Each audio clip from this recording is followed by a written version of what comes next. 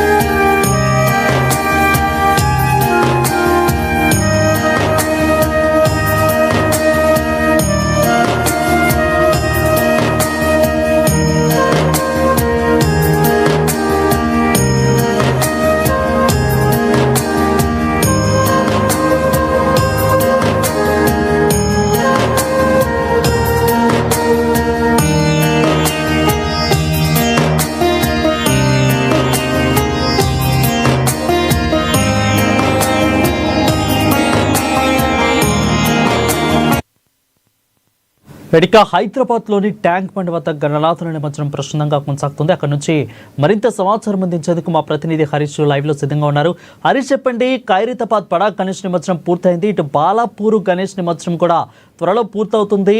చార్మినార్ మీదుగా ఇప్పుడైతే యాత్ర జరుగుతోంది. సో ఏ విధంగా జరుగుతుంది? అందులో సాక్షాత్తు సీఎం రేవంత్ రెడ్డి ఒక సామాన్యుడు అక్కడైతే వచ్చి ఈ యొక్క అద్భుతాలన్నింటినీ కూడా తిలకించారు. సో ఎలా జరుగుతుంది? యాత్రలు ఏ విధంగా జరుగుతాయి?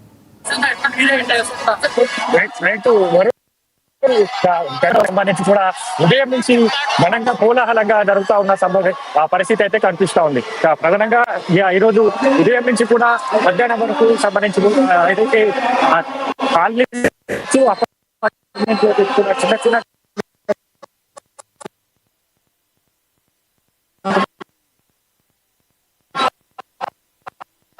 నిమజ్జనానికి అంగమడికి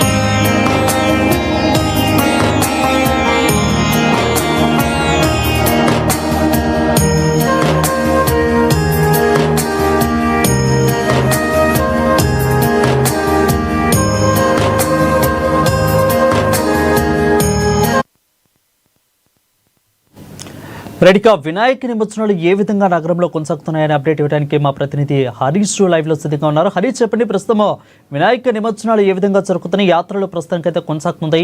సో ప్రజెంట్ ఏ విధంగా ఉంది? ట్రాఫిక్ ఆంక్షలు పూర్తిగా ప్రజలు ఇటు పోలీసులు నిర్వర్తిస్తున్నారా? ప్రజలు కూడా దానికి అనుగుణంగా సహకరిస్తున్నారు. అసలు ఏ విధంగా జరుగుతుంది?